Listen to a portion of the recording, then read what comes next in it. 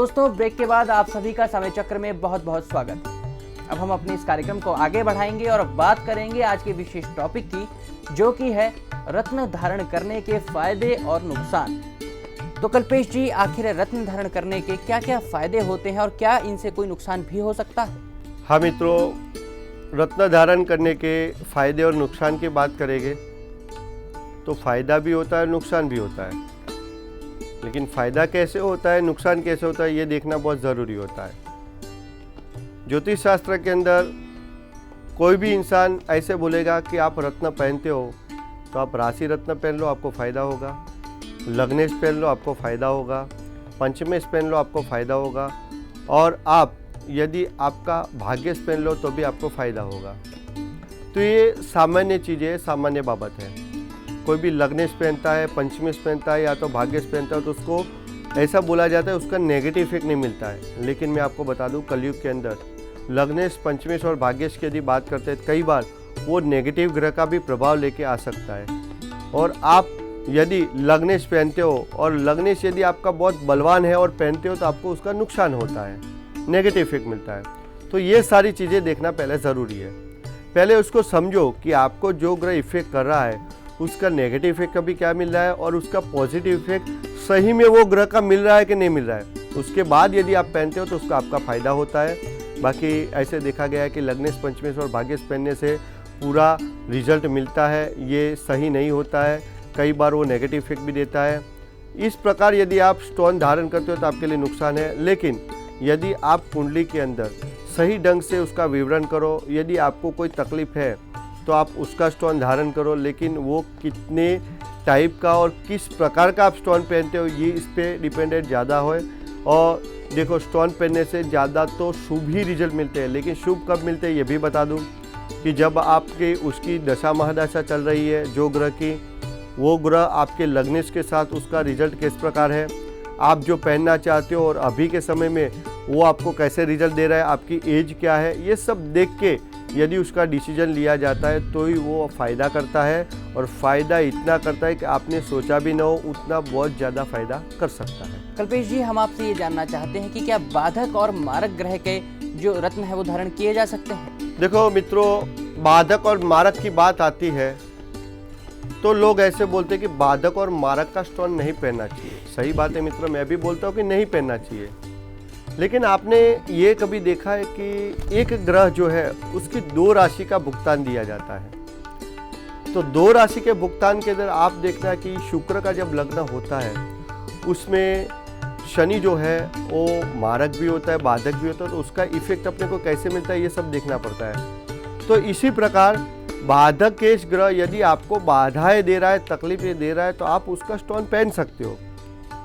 और मारक ग्रह का स्टोन भी आप पहन सकते हो, नहीं पहन सकते हो ऐसा नहीं है। आपकी शादी नहीं हो रही है, ठीक है, तो आप सप्तमेश का स्टोन पहन के शादी हो सकती है, तब तक पहन सकते हो। लेकिन एक बात और बता दूं कि आपको बाधक ग्रह, उसका नाम है बाधक, यानी बाधाएं पैदा करना, तकलीफें देना।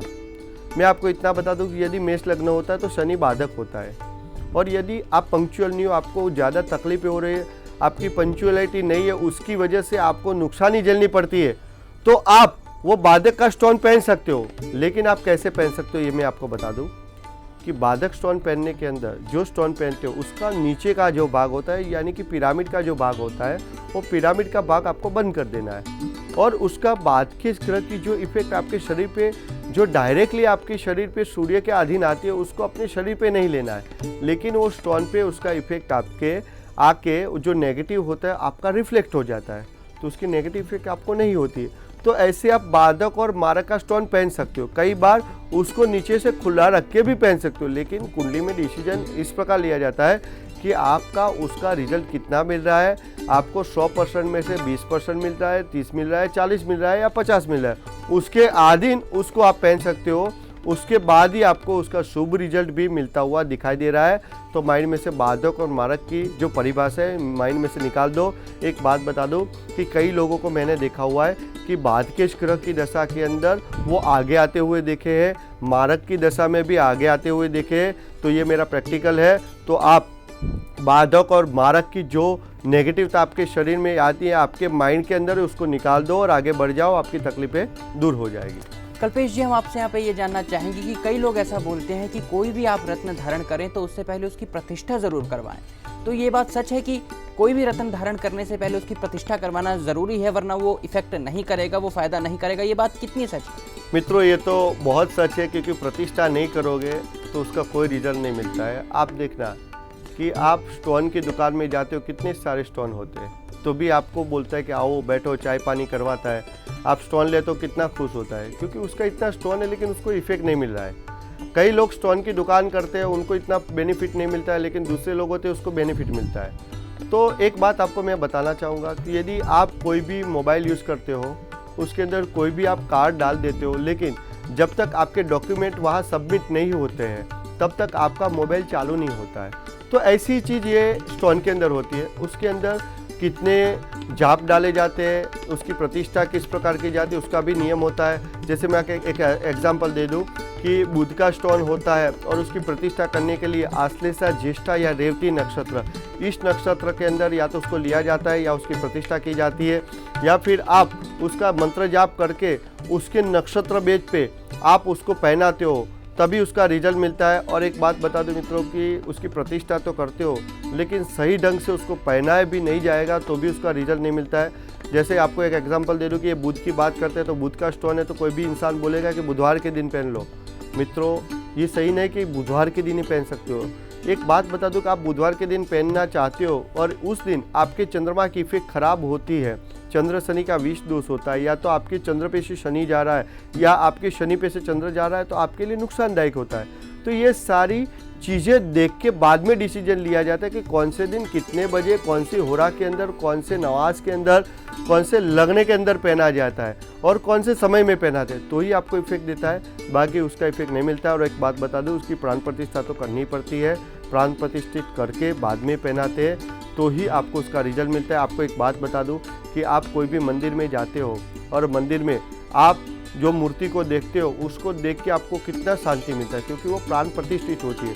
लेकिन रास्ते में कोई मूर्ति जड़ता है, मूर्ति बनाने वाला इंसान होता है, तो उस मूर्ति को देख के आप पैर नहीं लगते हो, उसको नमन नहीं करते हो, लेकिन मंदिर में जाके नमन करते हो, क्योंकि इसके पीछे का कारण है कि जब तक ये मूर्ति तैयार होती है तब तक वो मूर्ति बनाने वाला पूरी जिंदगी मूर्तियाँ बनाते रहता है, लेकिन प्राण प्रतिष्ठित करके आप उसको मंदिर में रखते हो, उसके बाद ही उसका रिजल्ट मिलता है।